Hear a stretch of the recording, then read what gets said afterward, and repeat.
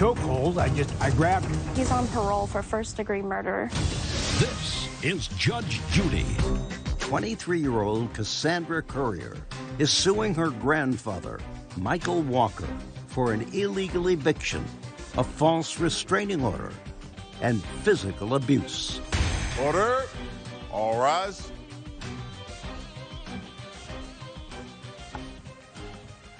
It's case number 432 on the calendar in the matter of Currier versus Walker. Thank you. You're welcome.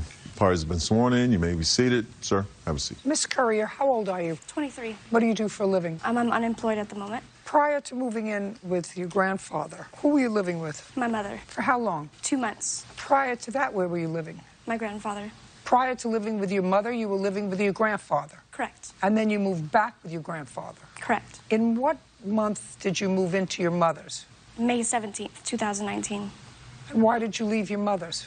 I ran away after she sent me to jail. She sent you to jail for... She didn't send you. The police took you to jail. False accusations of domestic violence. She made an allegation against you of domestic violence. Correct. Now, prior to living with your mother, you say you were living with your grandfather. Correct. Where would you leave to go to your mother's house? There was issues within the household between all of us, or betwixt all of us. Well, not all of you. There was you and your grandfather. Who else? And my mother. She moved in. She lost her house. But then she moved out and you moved with her. Correct. And then you moved back with your grandfather. Correct. After your mother had you arrested, and you stayed with him until when? From July 7th to July 19th. Of 2019. Correct. You're suing him for an illegal eviction. Is that the eviction that you're talking about in July of 2019? No, ma'am. What eviction? The eviction that took place on December 20th. So you moved in with your grandfather just for a short period of time, 7/7 to 7/19, and then you left. In between. And where did you go? In between that time, we moved on July 24th to a house in 29 Palms. Who was working? No one. Who was paying the rent? My grandfather. Okay. We bought a house with a VA loan. And you moved in together then on 7/24, so you moved in with your grandfather.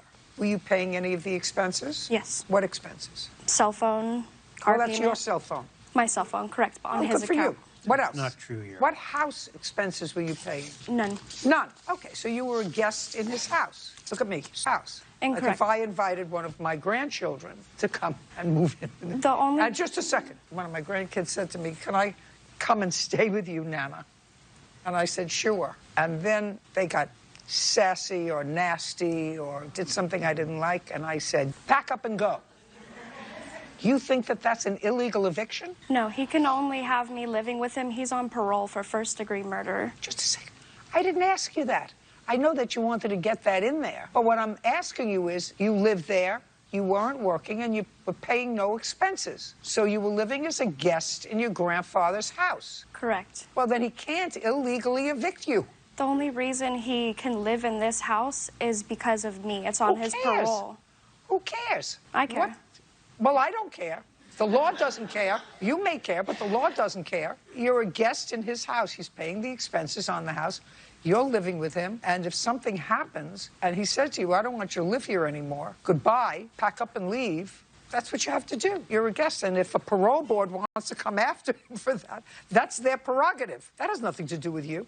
Where did you move to in December when you had this kerfuffle with your grandfather?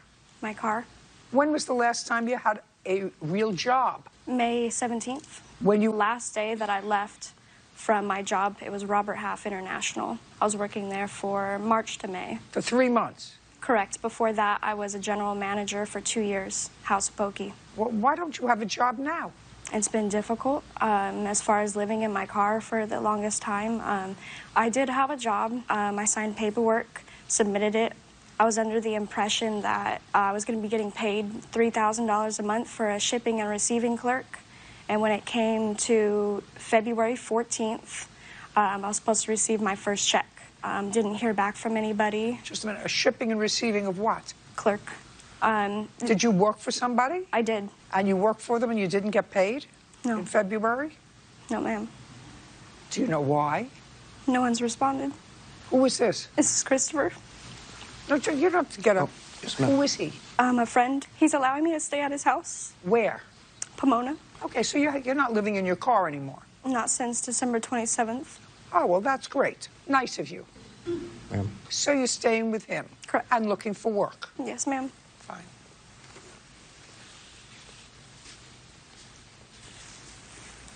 The last part of your lawsuit, because he doesn't owe you for an illegal eviction, he filed, evidently didn't want to leave. You have a punitive damage for physical abuse. You want to tell me about that? Yes, so it started on November 17th of 2019.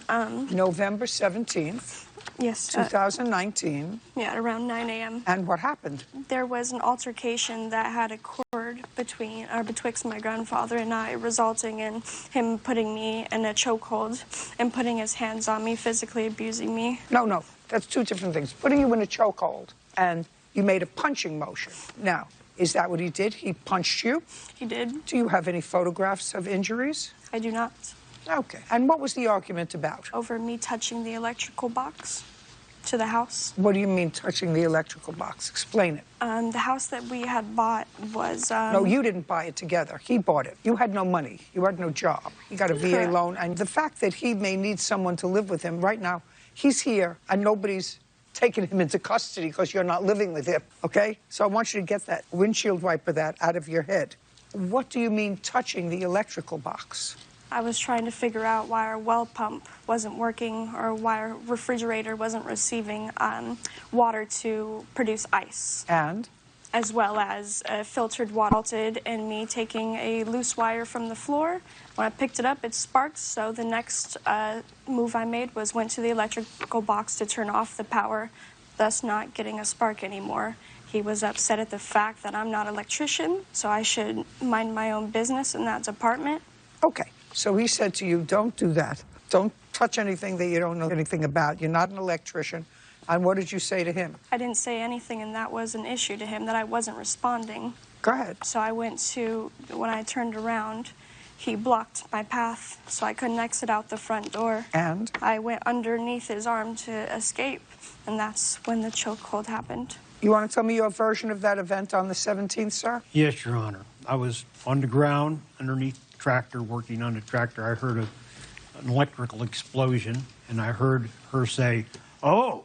I came out from under the tractor. I thought she'd been electrocuted. And she was standing near the well pump, and there was evidence of a large spark. She had tried to attach a 240-volt wire to ground. I said, "What are you doing?" And she says, "I'm trying to find out why we're not getting any water." We were getting water, Your Honor. She was confused. So she went in. She said, "Which one of these breakers turns off the pump?" I said, "Nothing to do with you. Leave the pump alone." Incorrect. I didn't ask him. Don't speak. He didn't interrupt you. Go ahead. So she went to the electrical box and she turned a breaker off that said pump on it. It's the wrong pump, not the pump that she was messing with. And then she started heading back out to the pump. And I did stand in her way, and I was not going to let her go back out to the pump. And she charged me. And she went under me and knocked me backwards out the door. If I had not grabbed onto her, I would have landed on my back on the rock walkway. And I wouldn't call it a chokehold. I grabbed her. Did you punch her? No, I did not. I don't believe that either. When's the next incident of assault? Okay, I also have November 15th. And what happened on November 15th? There was an animal abuse, and what I'm referring to is a dog that that was under our care for Rover.com. It's a dog sitting business. He overdosed her for 3 counts. Instead of giving her 3 cc's of insulin, he gave her 30. And unfortunately, she had multiple seizures and died. What does that have to do with you? Well, that's a part of abuse. Next. November 8th, I ended up calling the police on my grandfather. Tell me what happened. Correction, December 12th. Go ahead. First event was he called the police department and filed a false accusation that I had stolen a cell phone worth $1,000 of his. So when I arrived back from the Sprint store that day, he held out his phone to me, and there was an officer that stated he was going to be arresting me on a felony charge for this cell phone. The reason how this cell phone came into play was the altercation betwixt my grandfather and I, of him laying his hands on me. Later that night, I threatened to call his parole officer because of this abuse. Well, just a second. You gave me 2 instances that happened November 15th that happened with a dog that had nothing to do with you. Then you told me about November 17th when you got into a family dispute because you were touching his property and he grabbed hold of you. Did not punch you. You don't have any evidence of that. So you're still living in the same house. Correct. Right? So now we're talking about almost a month later. Yes, that next incident was the cell phone. And you were living in his house for that month. Correct. Next. Judge Judy continues in a moment. Finding a job for an able-bodied 23-year-old person is not so difficult. There are help wanted signs all love them, but they're a place to start. And later today, Tell me what happened. It was after 11 o'clock at that time. It was closer to 12. Well, actually, you say it was about 9. No, it was just late. You said it was about, I'm reading your answer.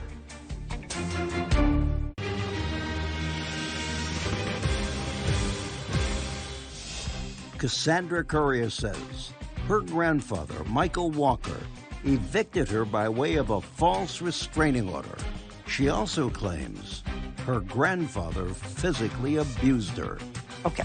Miss Courier, I'm going to suggest that you're a young woman, you're 23 years old, you're unemployed. I'm going to suggest to you that you have somebody who appears to be a nice person. He's letting you live in his house while you look for a job, okay? Finding a particular job isn't always easy, but finding a job for an able-bodied 23-year-old person is not so difficult. There are help wanted signs all over for all kinds of positions. You may not love them, but they're a place to start. Do you work? Not currently right now, ma'am. I'm going to school. And who takes care of you? I'm at my parents' house currently. So she's living with you in your parents' house? That's correct, ma'am. Goodbye, everybody. Thank you very much. I've had enough of this case. Thank you. Case is dismissed. Parties are excused. You may step out. I feel Anything. I was trying to help her. the physical abuse of living with somebody who did 30 years. She ran up $14,000 on my credit cards. I had to take my credit cards away from her. I want to live my life. I still love her. and now the next case. All parties in the matter of Rogers versus Robinson. Step forward. Sean Rogers Sr. is suing his ex-girlfriend, Carla Robinson, for hospital bills and lost wages after he broke his foot when she maliciously knocked him down the stairs. Mr. Rogers, the defendant and you had a relationship for a period of time. That didn't work out. While you were involved in this relationship, you had some property at her house, clothes and other things. Did you live together? No, I spent a lot of nights at her house. So days. you had things there. Yeah. And it is your allegation that when you went to retrieve some of that property, there was an altercation which resulted in you having a broken foot. Yes. And that Miss Robinson is responsible for that. Yes. So You can I see the your boot. foot is in a boot. Yes. Okay. Tell me when this happened. This happened, it was like 1st of November. So what happened on November 1st? Well, I called her. I wanted to pick up some items from her house, so What items? house shoe. It was approximately around 8:30 p.m. Did you speak to her? Yes, I spoke with her on the telephone, telling her I was on my way. You told her you were on your way, you Yes. didn't ask. So far, is that correct that he called and said, No, "I'm that's on not my exactly way"? what happened, no. Well, tell me what happened. Okay. Mr. Rogers have a very bad habit of... Don't tell me what has It was happened. after 11 o'clock at that time. It was closer to 12, actually. Hold on a second. Well, actually, you say it was about 9. No, it was just late. You said it was about, I'm reading your answer. Oh, okay, because he typically comes by really late at night. What I'm telling you was, Okay. that's what you said Okay, in your okay, answer. okay. Does that refresh your recollection that it wasn't midnight? It seemed like it was a lot later, but that's what I said. Okay, and go ahead. Okay, and so at that time, I didn't want to open the door, not without somebody being an attendant or something like that. So I offered to call my sister to be there, but he didn't want that. So I never opened the door for Mr. Rogers. I let him ramp and rave outside. So at this point in time, I did not want to let Mr. Rogers in, which he intentionally gets mad and takes the mailbox off my house and threw it, and then threw some garbage cans and some other stuff. So when I heard him do the sing that I call it outside, I didn't open the door or entertain it. I didn't know until the next Object to day. that? I didn't know until the next day that he's supposed to be hurt his leg. In a moment. If you have a broken foot. At first, when it broke, I'm thinking it's like severe sprain. I'm like that manly man. I want to know when you went to the doctor. I went the second, and they told me that my Don't insurance tell me what they told you. Real cases, real people. Judge Judy. Shawn Rogers Sr. is suing his ex-girlfriend, Carla Robinson, for hospital bills and lost wages after he broke his foot when she maliciously knocked him down the stairs. Now, why didn't you just give him his things? Because prior to this, Mr. Rogers, once before, and this time, maybe that's why I got this mixed up, Your Honor, is because then it was 11 to 12 o'clock at night. The officers could tell you, because he called the officers on himself to come get a saw, and it was about 12 o'clock at that time at night, and I explained to them I wasn't going to open my door, and after speaking with Mr. Rogers, they saw why I would not open my door, and then I proceeded to get him his saw at that point in time, but he likes to wait till these... With the police officer? Yes. But you had other things that were in the house. Clothes, shoes. Right, and at that time, I could not locate it, everything that they were looking for, because I would wash these things and hand them to them. Who's they? The officers, because they stood at the door for me while I get those things. Which is on November 1st, when he came to the house, you didn't open the door at all? No, Your Honor. I opened the chasing door. It's like a storm. Who did you go there with? A friend of mine drove me around there. A friend drove you there? Yeah. Where is he? He couldn't make it because of work. What do you do for working, Mr. Rogers? Well, I'm a direct salesman. I walk through the city selling socks, T-shirts, boxers. I have a large clientele of people. Everybody know me in the metro area. What metro area? Milwaukee. And I distribute to everybody. You sell things on the street? Yes, directly. Okay. Now, I'd like to see your medical records, sir. This is what I have because... no, I'd like to see your medical records. That's what this case is about. Here you are.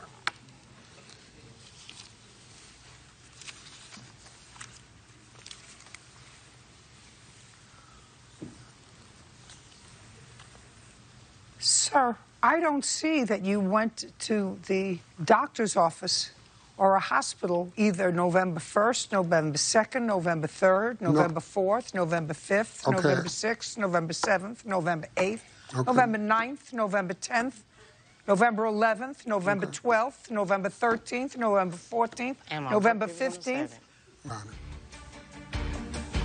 Judge Judy continues in a moment. Closed captioning sponsored by... Are you in a family dispute? Go to judgejudy.com. Like us on Facebook and follow us on Twitter.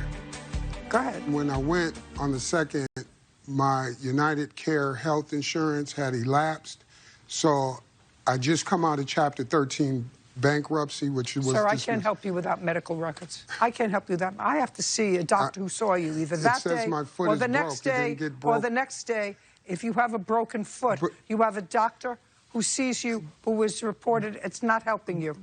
Judge Judy, okay, at first when it broke, I'm thinking it's like severe sprain. I'm like that manly man. I want to know when you went to the doctor. I went the second, and when I went the second, they told me that my insurance wasn't going to go through. Don't tell me what they told you. Right, and so I went later. What date later? I went on the 19th.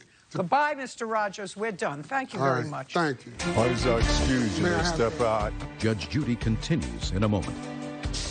And on the next Judge Judy. She totally caught me off guard, just started punching me. She had pushed me down. How did her nose get broken, Miss Reyes? You did, in fact, punch her. Next Judge. My foot is broke. It didn't get broken any other time after the fact. I always knew that she was going to see through it. I went backwards after handing me my stuff, and all my weight landed on my foot. I did hear something outside, but that's what he does. He's an actor. She's just got a feisty way when she's upset. Don't come knocking.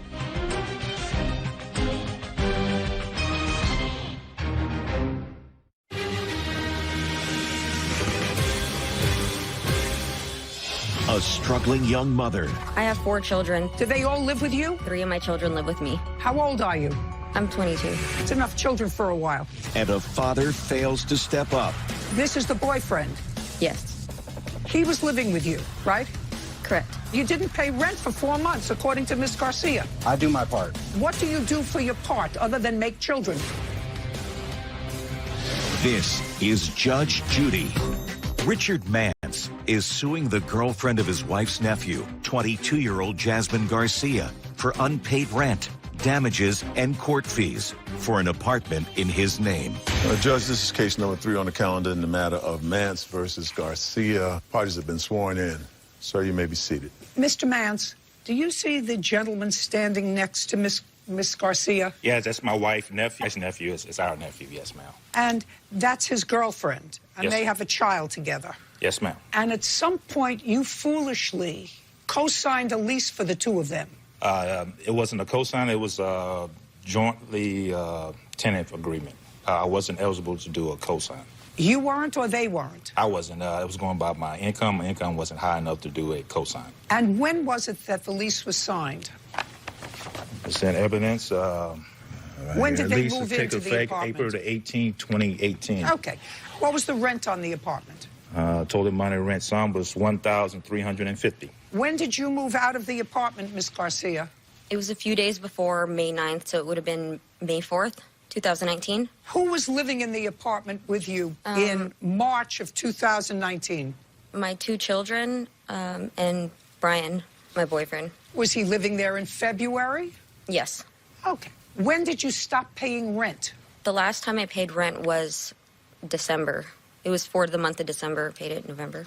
So you didn't pay December? No. So you didn't pay December, January, February, or March? No. At least 4 months. Why? I had a conversation with Richard in December about my money running out. They gave me a certain amount of money every month, and he knew that before I moved into the apartment, and I had let him know. Don't tell me what he knew. Don't tell me what he knew. You have 2 children? 3. Do they all live with you? Yes. I have 4 children. 3 of my children live with me. How old are you? I'm 22. 22? Yes. It's enough children for a while. This is the boyfriend. Yes. He was living with you. Yes. Right? Correct. Is there any reason, Mr. Mance, that you're not suing your nephew as well as his girlfriend? The nephew wasn't on the lease, ma'am. Who cares whether he was on a lease or not? His behind was in the house. He was busy making children. Is there any reason why you didn't sue him? Well, ma'am, I'm suing Jasmine because we got a judgment together. His name wasn't on with the judgment. Okay. Would you put up there a copy of the judgment that you got and then show me that you paid it? Yes, ma'am. Did you pay it? Did you pay it? I paid. I made arrangement with the owner of the apartment to make payments if he would mask the case so our credit wouldn't get ruined. No. Can you just answer my question? You're going to show me the judgment and then tell me how much you paid on the judgment. Yes, ma'am. That you have proof of. There's a judgment, ma'am. Okay, so the sum was $9,010. Yes, ma'am. The principal sum was $8,000, and then they added on attorney's fees and costs. Okay. Well, of the $8,000, they had a security deposit of $2,500. Is that what I read from the paper, Miss Garcia? Yes. I'm not sure if it was $2,500. I don't know the exact amount. I was pretty much just roundabout what it was. But it was more than $2,500. Well, how am I supposed to know? What am I supposed to take a number out of the air? No, I'm not. I mean, sure. you're a big grown-up girl. You're 22 years old. You have 4 children. You're supposed to know how much your security deposit was, even though you didn't pay for it, because the state paid for your security deposit. Am I getting that right? No, actually. Am I getting that right? No. Brian sold his vehicle to get us in the place. He sold it for $2,700. Well, that's not actually what you... That's not exactly what you said in your answer. You said he sold his car and you used your foster care money. I used my foster care money to pay the rent every month. I didn't use that for the security deposit. Well, Brian can deal with that then when his uncle sues him, because his uncle's only going to get half from you, because you live there along with him. Co-tenant. Oh, I'm going to love this. Stand up. How old are you? What does it matter? How old? I want to know how old you are. Enough to you be asked here me how old. and to testify. Well, what does that mean? Okay. I want to know how old you are. I'm 42 years old. You're 42. And how many children do you have with Miss Garcia? 2 or 1? 3. How many? You 3. have 3 children with her. What kind of work do you do? Facilities maintenance. I'm a 23-year biotech technician. Could you explain to me why you think that it's reasonable for your uncle to pay the rent or any part of it for where you, Miss Garcia, and your 3 children were living. Why should he? And for you to pay nothing. Yeah, and you pay nothing. I mean, you're working. What do you mean I didn't pay anything? Who said that? So. Well, you didn't pay rent for 4 months, according to Miss Garcia. According to Miss Garcia, you didn't pay rent for 4 months. I wasn't obligated to pay rent. That was between Richard and her. I was. No, just a second. I'm just asking you. What? It's not my. It's not. Well, me being off and on at the house doesn't constitute me paying the rent when it's their agreement. Yeah. It's great. Oh. I do my part. I do my part. What do you do for your part? You don't pay for your gas. You don't pay for electric. Says so tell who? me what you do to do your part. I just want to know what you do to do your part. Tell me what you do. It's irrelevant in this matter. I'm here as a witness to what's going on, and I don't want you to be a witness. I want you to tell me what you do. What you do to do your part. You have a girlfriend and 3 children. And that's not your place. You provide what? I provide food. I provide towards the bills. I'm a provider. What bills? Multiple bills. Don't you have bills? What do you provide? SDG&E, trash, Yeah, the first thing I take care of are my taxes. And my taxes. Okay. First thing I take care of my taxes. I don't have a mortgage. Okay. So I want to know. For you to say, I want to know why you think that your uncle should pay your rent. Because he's a con artist. Where you live with your 3 children. What? He's a con artist. His intention in going into this lease was foul in the beginning, so I don't trust him, period. And me being off and on there. It was somebody else's fault. It was somebody else's fault. Let me ask you this question. I mean, did I force his hand in writing a contract? When you're not living with Miss Garcia, where are you living? I'd stay. Not okay. That's not an okay. That's none of your concern either. You have a what? It's none of your concern. What? I mean, you're asking questions that I feel like she doesn't owe him anything because he didn't do anything for the first 9 months of the lease. So think however you want to. That's why this country is in such trouble. Oh, no. You are the reason why we're in such trouble. Okay. Sit. You got that. Let's understand this, sir. You made a mistake when you obligate yourself for an apartment, a rent, a car, anything. As a co-tenant. Trailer, as a co-signer or as a leaseholder when it's for somebody else. You have to be confident that the people that you are assuming the responsibility for are responsible. And if you choose not to do that, then this is where you find yourself. Judge Judy continues in a moment. You have a 22-year-old living with a 42-year-old who thinks it's perfectly okay for him not to pay rent. This is a problem that's endemic to this country, people who refuse to accept responsibility. And later today, he began to ask me what I did with the earring, and I said I owed me $350, and I told him I don't owe you anything. And then he said, well, I'm taking you to court. I said, well, have at it.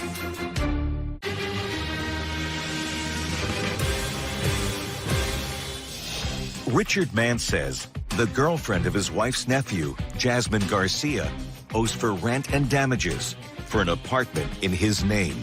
Okay, you have a 22-year-old living with a 42-year-old who has 3 children with her and who thinks it's perfectly okay for him not to pay rent. And to start to tell me that he's got a 42-foot boat or a 42-foot trailer or a 42-foot whatever he has, somebody cut off his mic, okay? This is a problem that's endemic to this country, people who refuse to accept responsibility. However, sir, I'm not awarding you what you wanted, which is $5,000. You now have a judgment against you.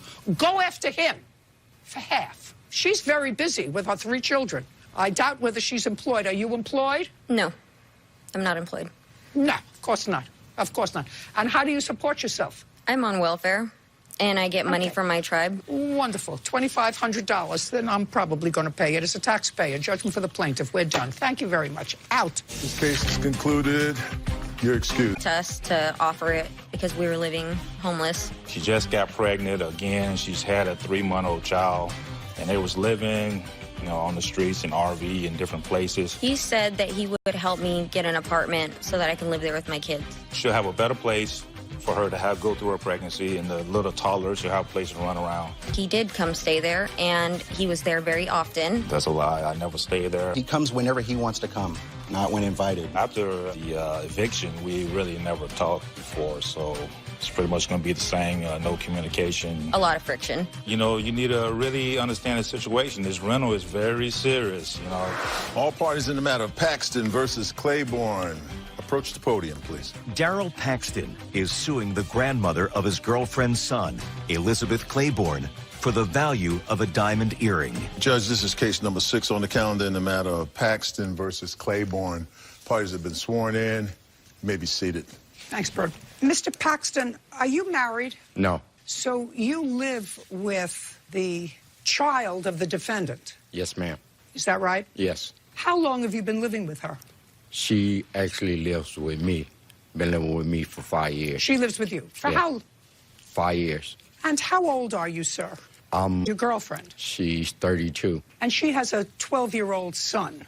Yes. And your complaint is that you bought an earring. I bought a pair. For? I bought a pair of earrings. Yes, but you bought one of the 2 earrings that you bought. One was for you, and one was for your girlfriend's son. Yes. And you gave it to him as a gift. Yes. And when he went to his grandmother's house, his grandmother took that earring out, she's going to tell me why, and didn't return it. Yes. And so, despite the fact that once you make a gift, you have no interest in it anymore, Yes. you want her to pay you $320, which is what you paid for the earring. Actually, I asked him what happened to the earring, and he told me his granny took it out his ear, and I was like, well, where is it? And I called her and asked her where it was, and she told me that it accidentally fell in the trash can. Okay. And? And I asked her. Mr. Paxton, when you give someone a gift, you do not retain any interest in it anymore. I understand that, but my thing to him, to the son, and we specified it to him. Telling you, sir, is you're not his father. Okay, Now, I'm not his father, his but mother, listen, his mother, who is his guardian, could possibly sue on his behalf. Okay. Because the gift, pay attention. I understand. Because the gift, I'm going to start again. Once you make a gift of anything to someone, if it's a gift, Yes, you ma'am. lose all interest in it. Am I bothering your business, sir, with your no, phone? I'm about to turn it off so it won't Good. ring. Great, great. Well, I thought you were supposed to do that before. Now, if his mother, as his guardian, wanted to sue her mother on her son's behalf, she could do that. Okay. But you are non-related to these people. Okay. You're not related to the boy. Okay. And you're not related to his mother. So you can't sue on his behalf if he wants this earring back. You have no standing. You've made a gift. The gift is gone. Do you understand? Yeah. Okay, good. Glad you understand. Judge Judy continues in a moment. His grandmother says she bought him a pair. Yes. Is that correct? Yes. Let me see a pair. Okay. Just, hey!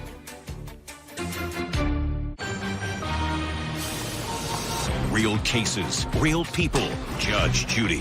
Daryl Paxton says Elizabeth Claiborne threw away a diamond earring he'd given to his girlfriend's son. Now, just for my own information, so maybe it will assuage the plaintiff, and I don't know how his girlfriend, your daughter, feels about this. What happened with the earring? Your grandson came to visit you, and? My grandson came to visit me, and he told me he had gotten his ear pierced. And he said, Granny, you want to see the earring? And I said, I looked at it, but I didn't pay a lot of attention to it. So later on, he came back, maybe about 15 or 20 minutes later, and he kept complaining about the ear, that it hurted. And I said, well, you just got it pierced. So he said, no, Granny, look. So when I looked again, the ear was really swollen. And so I and my husband started to take a good look at it. We got him in the light, and we noticed that the backing of the ear was in the skin of of his ear. So we tried to take it out. So we finally kept screwing and screwing, and finally we got it out. We took it out. The ear was really big, so I put rubbing alcohol peroxide on it, and I put the earring in a cup. Now, the earring did get misplaced. I don't know where it went. But I called his mother. His mother is not my daughter. My son is there. Misplaced the earring, but I'll replace Kanai's earring. She said, okay. So I took him the next day and I bought him 14-karat gold set of earrings. We put one in and I gave him the other earring, and I thought that was the end of it until maybe about, I'm going to say 2 weeks later or so, she called me and she said that Daryl wanted to speak to me. Then he began to tell me that, asked me what I did with the earring, and I said I explained that to Wendy, and I replaced it. And he said, well, you replaced it with a cheap earring. You owe me $350. And I told him, I don't owe you anything. And then he said, well, I'm taking you to court. I said, well, have at it. Take me to court, because I'm not going to pay you anything. Basically, my grandson's ear was swollen, and the earring had caused damage to the ear. So as a grandmother, I took it out. Well, I just wanted to know what the explanation was. Yeah, that was it. Put your hand down. Put your hand down. Mm-hmm. What's your girlfriend's name? Wendy. Wendy? Yeah. Wendy, could you stand up, please? Wendy, I only have a couple of questions for you. Okay. When your son went to visit with his grandmother, did he come home with an earring in his ear? Yes, he did. And he had one in his ear. Did he have another earring? I didn't realize it was another earring until a couple of days later. No, I didn't ask you in his ear, and did he have another one? Because his grandmother says she bought him a pair. Yes. She bought him two. Is that correct? Yes. Well, you see a pair. Okay. Yeah, Just, hey! Don't talk to her. This is not your turn to talk to her. Okay. Judge Judy continues in a moment. Closed captioning sponsored by... Have you been cheated? Go to judgejudy.com, like us on Facebook, and follow us on Twitter. So you saw that his grandmother bought him a pair of earrings, right? Yes. And your boyfriend got his nose out of whack, so I assume you looked carefully at the earrings that his grandmother bought him. Yes. Would that be a fair statement? Were they 14-karat gold earrings? No. They was zirconia. What were they? Zirconia earrings? Zirconia is a diamond. That's a fake diamond. Was it set in 14-karat gold? Was it set in gold? Or you don't know? No, I'm not sure. No. Okay, so it was a diamond zirconia. It was a fake diamond set in something like a stud. Is that what you're telling me? Yes. Okay, good. Now you can sit down. This was a very interesting case. Mr. Paxton, you have no stand if a gift. Once you give a gift, you have no interest in it. Thank you very much. Your case is dismissed. Okay. We're finished. Thank you. Bye. This case is concluded. Parties are excused. Judge Judy continues in a moment. And on the next Judge Judy. You brought some goodies with you, some cannabis. The dog went inside of the luggage, but the dog was behaving normally, kind of just laying there. The dog was high. Next Judge Judy.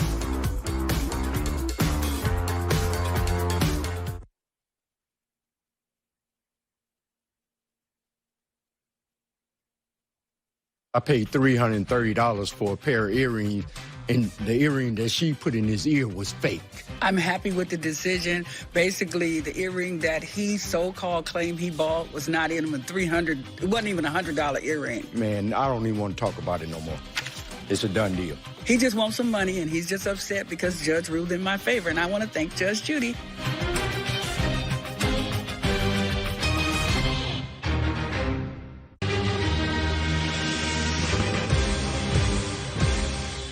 They packed up all of our stuff and had it by the front door. A couple says the virus left them vulnerable. You were laid off in early February because of COVID? Yes, ma'am. The landlord February was to kick them out. You were illegally locked out. She cursed me out and threatened to punch me in the face. This is Judge Judy. Sharon Suessy and her boyfriend Deontay Lawrence are suing their former landlord, Eilena James, for the return of rent, the value of their belongings, and an illegal lockout. Now, this is case number 14 on the calendar in the matter of Suessy, Lawrence versus James. The parties have been sworn in. You may be seated. Thanks, Bird. You're welcome, Judge. Miss Susie, you and Mr. Lawrence live together. He's your boyfriend. Yes. And you have a child, according to what I read here. Yes, I have a 3-year-old. And Mr. Lawrence is not that child's father. No, ma'am. You and Mr. Lawrence are expecting a child of your own? Yes. Okay. When did you move into a house that is owned by Mrs. James? We moved in October 1st of 2019. How did you find that room? Her granddaughter is actually one of my friends. We grew up at the church together. But Miss James was not living in the house. Her granddaughter was living in the house. Is that right? Yes, ma'am. So whatever arrangement you made with regard to living in the house, whatever agreement was made with the granddaughter? Yes, she was acting and as the house manager. And you did not have a written lease with her? No, ma'am. How many other people live? A total of 10 people, 7 adults and 3 kids. Miss James, did you know that there were all those people living in your house? No. And you allowed your granddaughter to stay there? Was she supposed to pay rent? Yes, she was. Was she working? Yes. Okay. And what was the rent she was supposed to pay? She was supposed to pay $3,000 a month. Did she pay it? Yes. And I assume that you knew that in order for her to pay the rent, she was going to have to rent out some of the rooms. No, that was not the agreement that I had with her. The agreement was that just she would be living there? Yes, she and her family. She had a husband and a child. All right, so Miss Susie, let's go back to you. Yes, ma'am.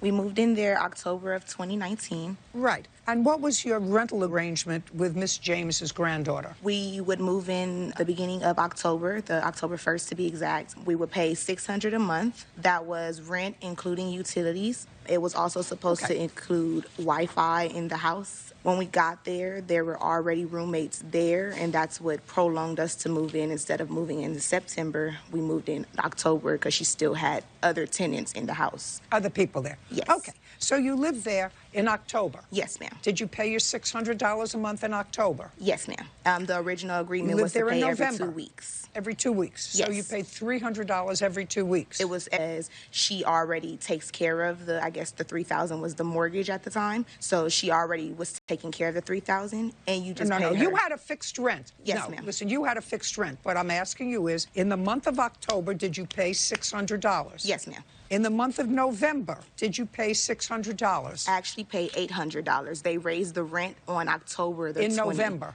Yes. In December, did you pay the $800 a month rent? Yes, ma'am. In January, did you pay the $800 a month rent? Yes, ma'am. In February, did you pay the $800 a month rent? No, and that's when the altercation began, and I gave them a 30-day notice to leave. Deontay was laid off due to the virus. In February? Yes, ma'am. Mr. Lawrence, what kind of work were you doing? I'm a cargo handler at LAX. When in February were you laid off? That's a very early date to be. Miss Susie, I'm not speaking to you. Yes, ma'am. I'm speaking to Mr. Lawrence now. Mr. Lawrence. I was laid off in February, early February. You were laid off in early February because of COVID? Yes, ma'am. Not March. Not March. Are you sure about that? I'm sure. Your Honor, we also have a letter from his job as well, stating his layoff paper. I'd like to see it.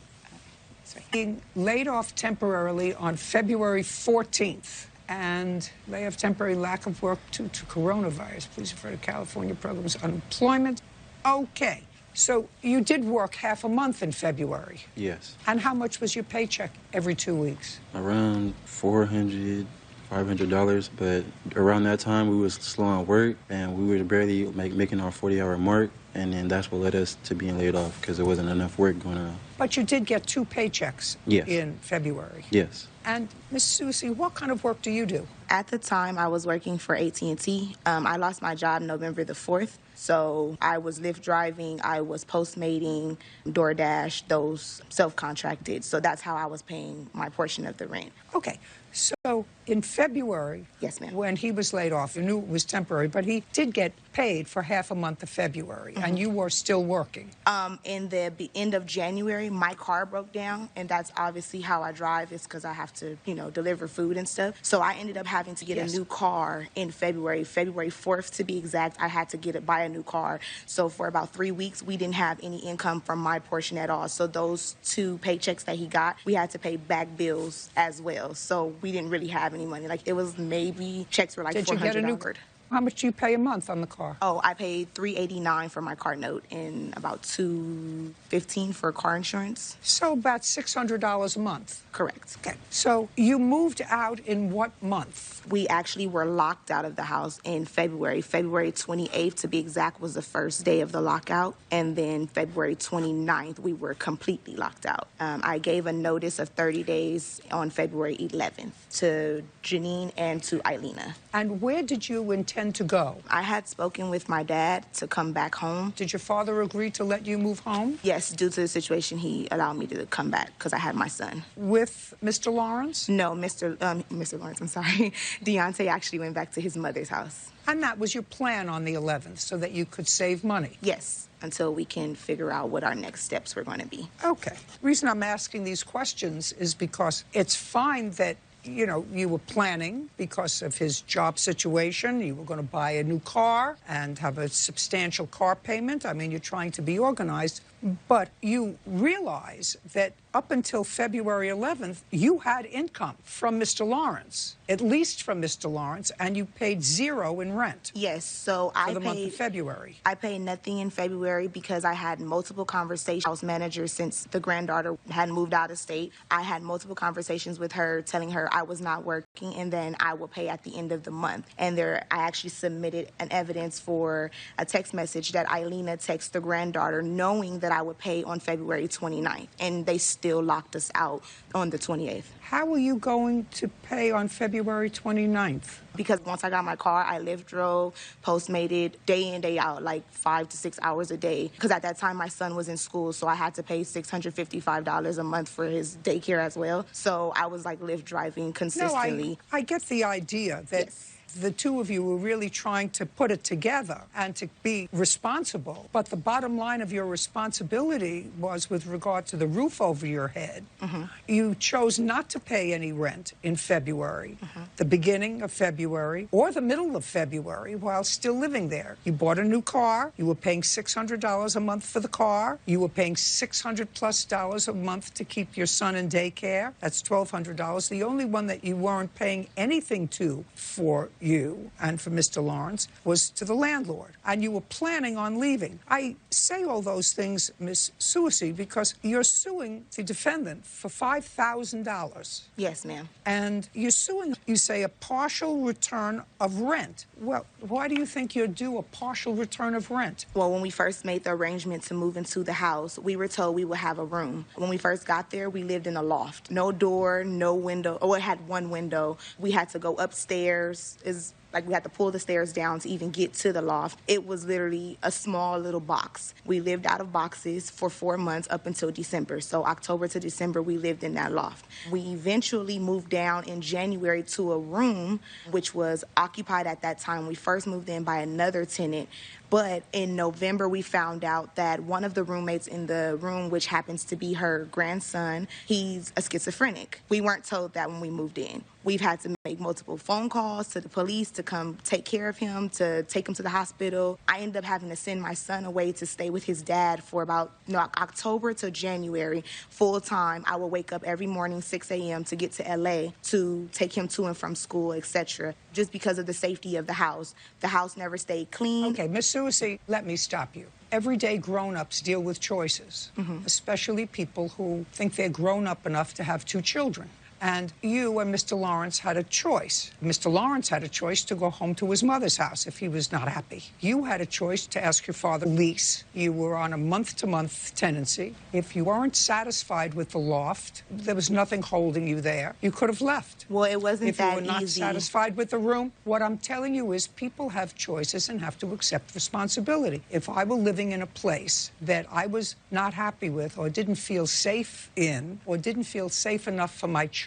to live there, I would say, I'm going home to my father's house. At least I'm going to reach out to my dad and see if I can come home for a while until we can get settled. Mr. Lawrence was living with his mother. He's still living with his mother. So you had options. Your option was, if you didn't like the space that you were renting and paid for through February, you could have moved. So I'm not entertaining your request for a return of your rent. We couldn't go back to our parents' house. Deontay doesn't have a room at his mother's house, and at my dad's house, my dad told me I couldn't come back. That's not the defendant's fault. I understand That's that. not the defendant's fault. But we That's were not her moved fault. in under false circumstances, ma'am. Listen to me. If you didn't like the loft, find another room. We were supposed to get another room in October. November. No.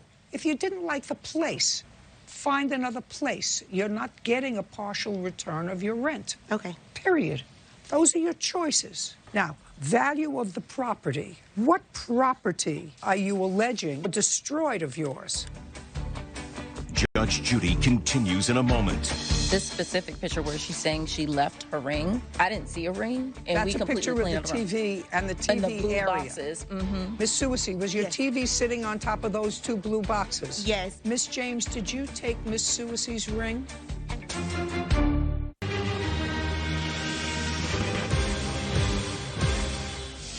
Sharon Suessy and boyfriend Deontay Lawrence claim former landlord Eilina James illegally evicted them during the pandemic.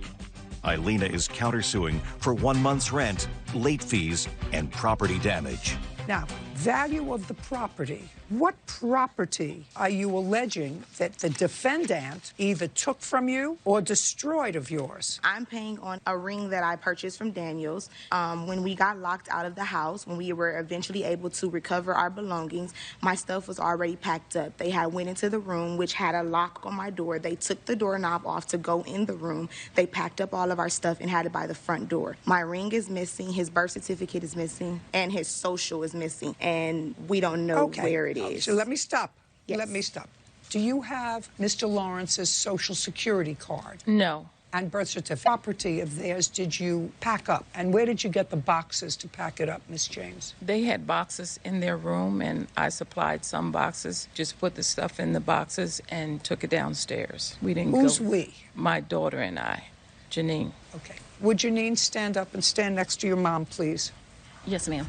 Did you see Mr. Lawrence's Social Security card or birth certificate? No. And where had you left, Miss Suessy, your ring? There were blue tubs that my TV sat on that the ring was sitting next to. The ring was actually too big, so about 2 days before that, I took it off because I was going to get my nails done and I wouldn't be able to keep it on because it wasn't staying on my finger. Okay. Did you get your TV back? We got everything back eventually a week and a half later. Okay. You got everything back, you say, but the ring? Yes, ma'am. And I'm still paying on that. Miss James, did you take Miss Suessy's ring? No. Janine? No, ma'am. I have No. a picture of the room, this specific picture where she's saying she left her ring. I actually have a picture of that area. So before we packed up anything, I took pictures of all the spaces, and that is a picture, and I didn't see a ring, and That's we a completely picture of cleaned the it around. TV and the TV And the blue area. boxes. Miss Suessy, was your TV sitting on top of... Right there, That's all? behind the TV. Well, somewhere is not Yeah, there. it's They don't like have the just ring. thrown on. And they packed up your stuff from that mess that was left behind. Okay.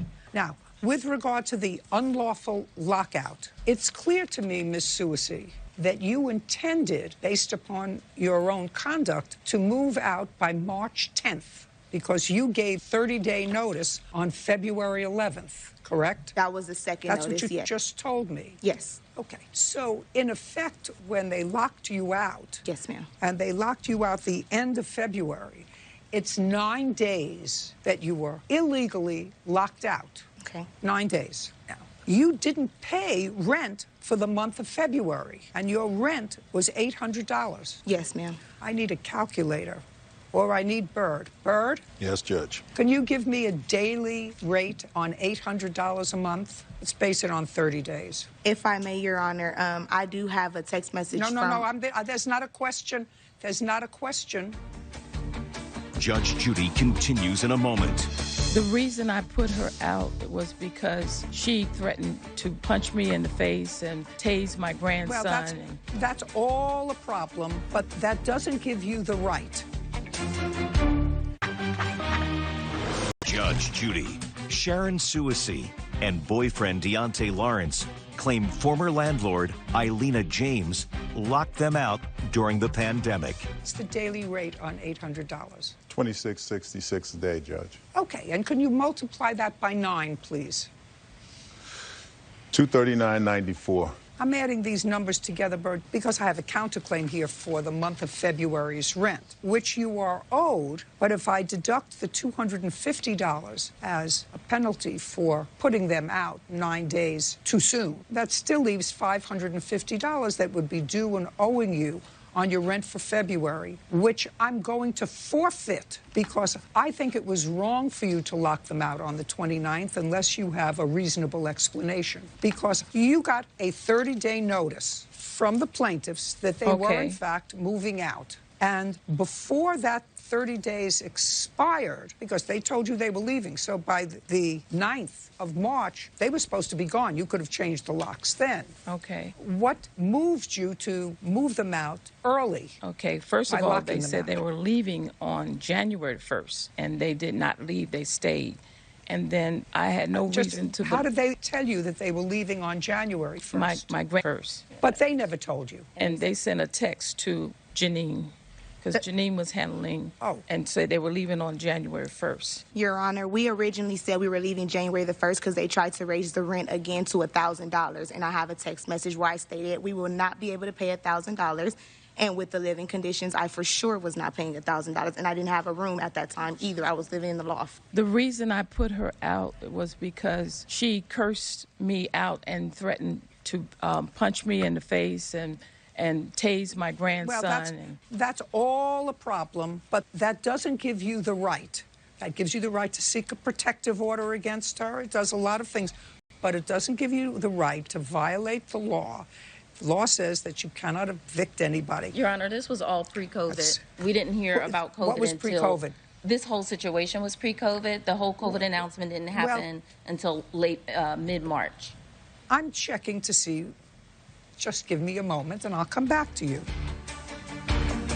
Judge Judy continues in a moment.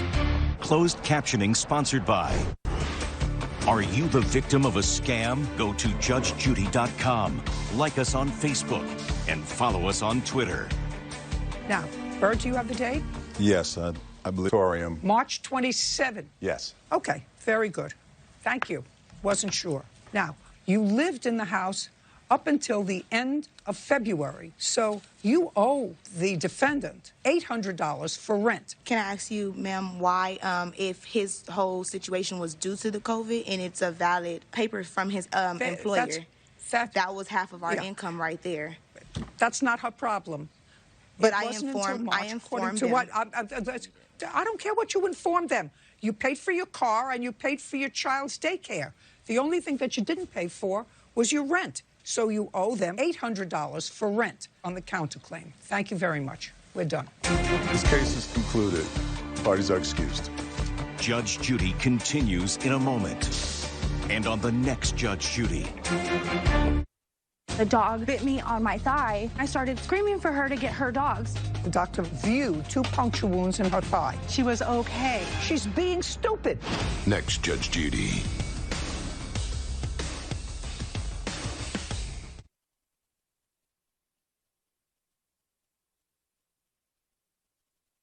There was literally 10 other people in the house before we got there. The cleanliness of the house. So I don't understand how she's saying to clean up, and we clean up after ourselves. We actually contributed to most of the cleaning supplies in the household. Didn't want to rent it in the first place. Just left my granddaughter there. I'm glad. I'm 6 months pregnant and I'm ready for it to be over. And she rented to 1,000 people. I didn't know.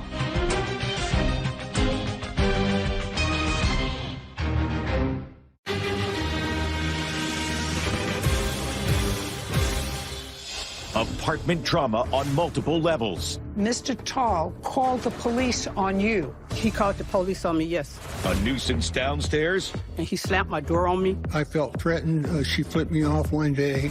Or a busybody upstairs. He was saying that I was a drunk. I have not had a drink over 6 years. She has no evidence. You and he had differences. This is Judge Judy. Vicki Lewis is suing her apartment neighbor, Michael Tall, for moving expenses, as the result of his slander and harassment.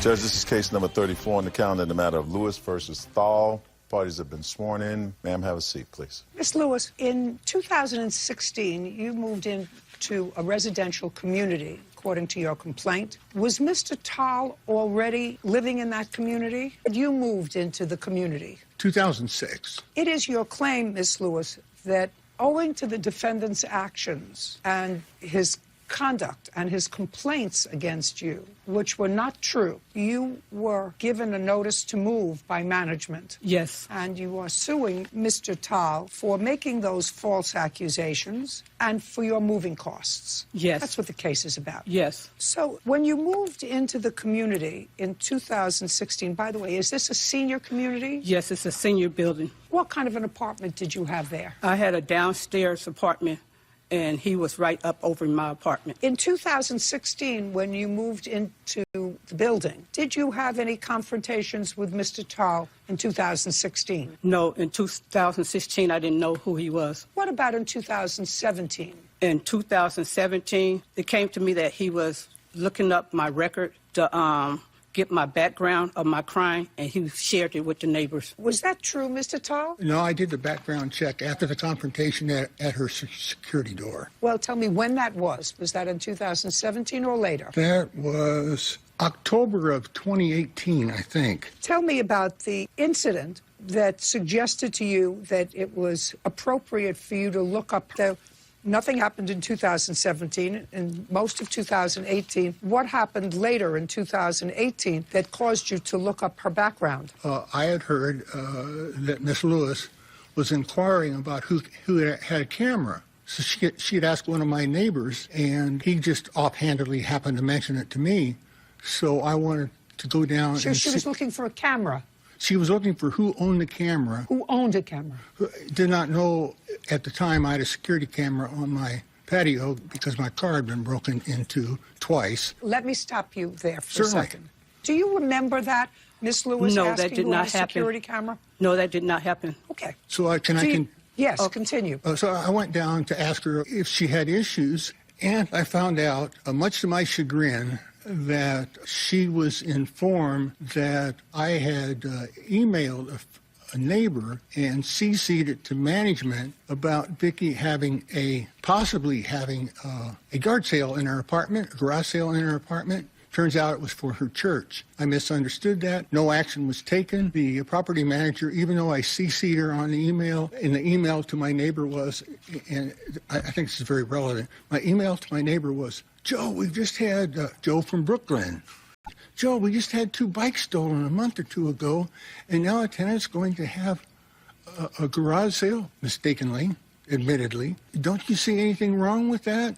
And I CC'd it to the property manager, Giovanna. And so when Miss Lewis found out it was me that had reported that, and she thought the camera was involved when it wasn't, I just overheard them. The dumpster where her and the third-floor tenant were talking is right outside my patio door. But she's not a real fan of my camera. Okay. So anyway, as I could see, she wasn't amenable to my apology. My voice raised. Well, just a minute. You haven't gotten to the apology yet. So far, you advised a neighbor and management that she was going to have a garage sale in her home. Mistakenly. And that was incorrect. So you haven't gotten to the apology yet. The apology, according to you, according to your answer, you went down to her apartment to apologize. Do you recall, Miss Lewis, Mr. Thal coming to your apartment? No, he did not come to my apartment. That's untrue. He came down to my apartment. Someone brought it to my attention that he made a report to the manager that I was going to have a yard sale in back of an alley. So then he also was, you might, because they described him, and the person I asked was he might. And then they said no. So he came back downstairs about 5 minutes later. He came to my door and was just standing at my door, staring at me. And I said, who are you? What do you want? And I said, oh, you must be that Mike. Then he said, yes, I am that Mike. And what about me? So I said, why are you going around sending notes to the manager telling them that I'm an alcoholic, which I have not had a drink over 6 years. Not I'm true, clean and she has sober. no evidence. And, I never said that. Why did you... Just 1 second. Why are you saying I'm going to have a yard sale in the back of an alley? That's crazy. And I have evidence right here where he wrote a... Okay. Concerning I that. would like... Shh. Just a second. I would like to see evidence that he accused you to management of being a drunk. Okay. I'm not talking about the garage sale. I have the statement about he said he was apologizing about me having a yard sale at the church, but he did not write down about me being a drunk on there. Is there any evidence that you have that Mr. Tal alleged to anyone that you were an alcoholic? No, I just have the one about him saying about the church sale. I wrote a letter to the owner talking about it. Talking about what? That he said that I was a drunk. Talking about what, Mr. That he said I was going to have... See where he said that. Okay, this right here it say, well, it say, to who it may concern, Western Hill Property Management, I, Vicki Lewis, is I can read it. Sure, no. Miss Lewis, let me read it. Okay. Well, what your letter says, and a lie that he told me about having a yard sale, and also that you threw a beer bottle in the trash. Well, that doesn't say you're a drunk. Now, you allege in this letter, so the letter doesn't call you a drunk at all. That, even the letter that you say that the allegation was that he told somebody that you were seen throwing a beer bottle in the trash. By him saying, he was saying I was throwing 2 cases of beer bottles away daily, and I'm an alcoholic. That's what he said. I'm a drunk. Just a second. I don't know who he said it to. Well, he told... So far, the complaint that he wrote to management had to do with the garage sale. Let's move further. Miss Lewis. Okay. You say it's sometime in October of 2019, Mr. Tal called the police on you. He called the police on me, yes. Mr. Tal, in October of 2019, did you call the police with regard to any action that Miss Lewis was taking? And if so, what action did you see that caused you to call the police? There were... couple 3 days leading up, she flipped me off one day, menacing looks at my camera for weeks. And that's okay. She doesn't like me having a camera. That's perfectly her right. So anyway, the reason I called the police is I heard her, again, the camera wasn't involved. She hates the camera.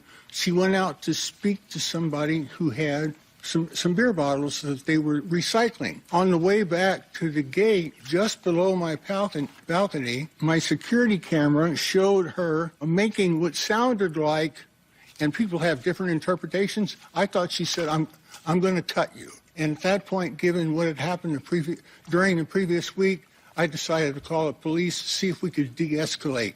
Not file charges against her, have the police come and de-escalate. So the gist of the police visit was that they advised us both how to file a restraining order, and that was about it. No crime. Okay. And you did not file for a restraining order? I did not. You did not. Now, after that event, and that was in 2019. That was in October yes. of 2019. Yes. Ms. Lewis. What is your next complaint about Mr. Tal's behavior? Okay, well, October the 6th, we put a police report on my phone. So I wrote a police report over my phone on October the 6th. Who did you file it against?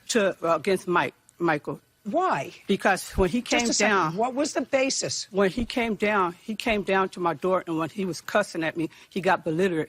And he slammed my door. I told him to get away from my door, and he slammed my door on me. And the manager even wrote me a letter saying that she seen when he slammed the door on me, and that was very dangerous. And he had slammed my door on me. I would like to see that letter from the manager. True. Just a second. I would just like to see it.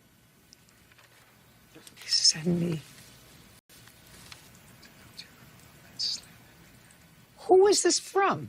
This was from the manager, Lisa. Not share it with me. He investigates everyone. Keep going. Yes, sir. There's a comma there. Right. He investigates everyone looking for trouble. Is this from your witness who's here today? No, it's from the manager that we had. She was the, all right. She was the manager of the party. I got it. Yeah. Judge Judy continues in a moment. He called, and 3 police came to my door. How many times did the police come to your door? Once. That day. Once. So I heard about... Just a second. I heard about that already.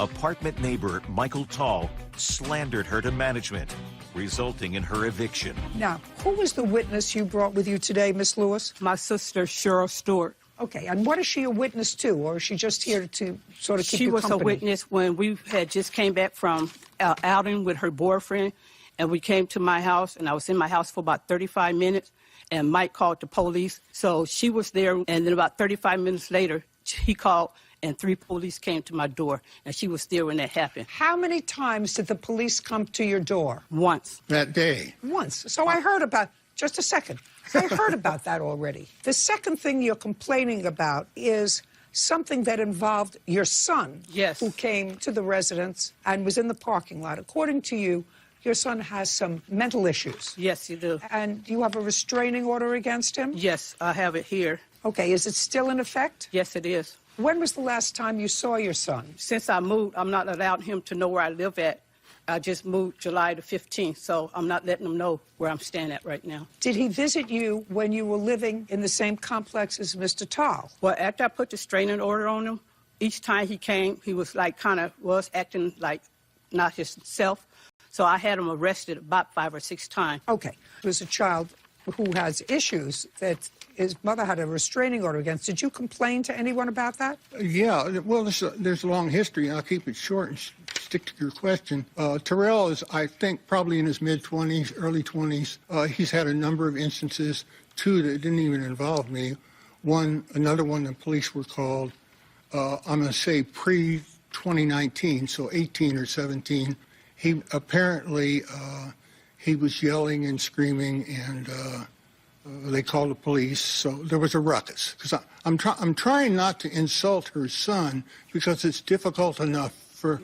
My young brother had problems like this, so I can relate. So anyway, and then for some reason, Terrell kind of turned, and he started doing vandalism. And one event, it was actually illegal.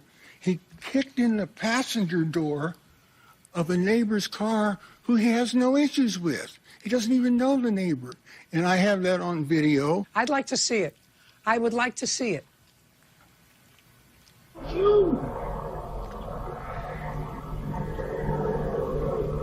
Yeah, he said I had to talk to the people. I don't have to go be one. If I'm the one that's supposed to be one, I don't want them there. I don't need them there. We're almost there. Who is that? That's Terrell. Talking to his mom. Here we go. Poor guy. He's got problems. Not supposed to be another. I'm trying to destroy you.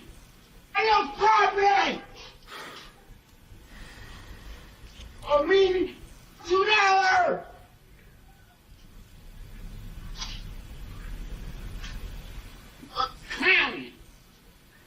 Okay. Mr. Tall, you reported that to management. I did. Good. With video. You have to. Just a second. That's something, Miss Lewis, that I would report to management if I lived in a building. Judge Judy continues in a moment.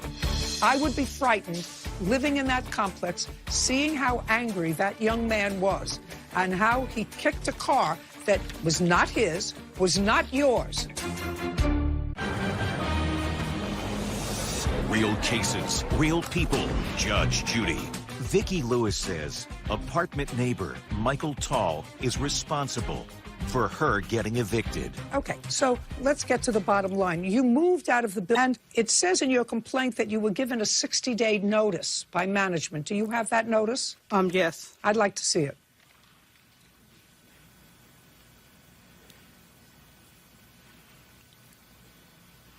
Okay, so what I'm seeing from the letter that you got from management, that the reason that they give for your 60-day notice is that your son keeps causing issues at the complex.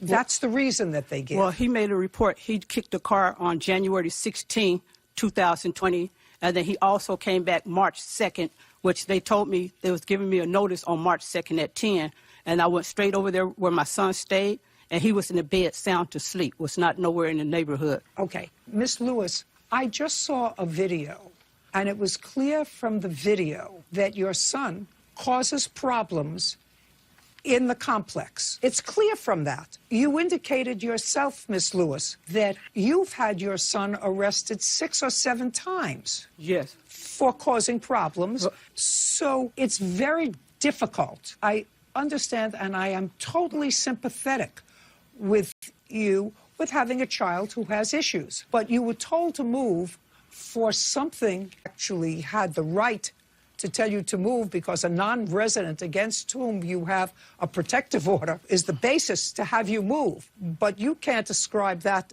to Mr. Tal. Well, Your Honor, he kept writing that video that I saw was frightening, and that was the reason that the complex gave to ask you to move after living there 4 years, that your son kept coming back and it was escalating. And the last time, he actually caused physical damage to somebody's property, to their car, who lived in the complex. Now, whether or not that's a reasonable basis for the complex to ask you to move is something else. Well, Your Honor, and certainly... There were 5 incidents. I spoke with the lady... Just a second. I spoke with the lady... Miss Lewis, you indicated to me that you moved July 15th and that you are so fearful of those incidents continuing that your son doesn't know where you live, nor are you telling him where you live. Is that right? Right, yes. The reason why is because I have the restraining order on him, and he did come over a couple of times with the restraining order, so he won't be able to come over to my house. But also, Mike had called the manager and told the manager I was harassing him also, and I got a letter. They was telling us to move away from one another in October the 23rd. He made a complaint on me. Differences. You're allowed to have differences, and he's allowed to give his side to management. You're allowed to give your side to management. It's not actionable. Judge Judy continues in a moment. Closed captioning sponsored by... Want justice? Go to judgejudy.com. Like us on Facebook and follow us on Twitter. Okay, it's not actionable against Mr. Tal. It may be against the complex where you live if the reason that they gave you for asking you to move is because your son created issues in the complex, a child who does not live with you. There's no need to answer, Mr. Tal, because so far you're not losing this case. Do you understand? Well, so silence is golden. Perfect. Well, I talked to Ms. the Lewis. lady with the car, and I asked her. He said he also was going to complain concerning this. She said there was no damage Ms. Lewis, to her car. You have no case against Mr. Tal. I would be frightened living in that complex, seeing how angry that young man was, and how he kicked a car that was not his, was not yours. What I'm telling you is you don't have a cause of action against Mr. Tal for reporting his perception of what he saw or of sending a video to management about what took place below his window. You have no cause of action against him. But the reason that management gave you for asking you to move were actions by your son, and those complaints were accurate. So you do not have a cause of action against Mr. Tal. Case is dismissed. We're done here. Thank you. This case is concluded. Parties are excused. And on the next Judge Judy. Tails were wagging, no growling. It happened so quickly. He had already bitten her and had her in his mouth. To me, it still wasn't like a vicious attack. There's no question that your dog injured hers. Judge Judy.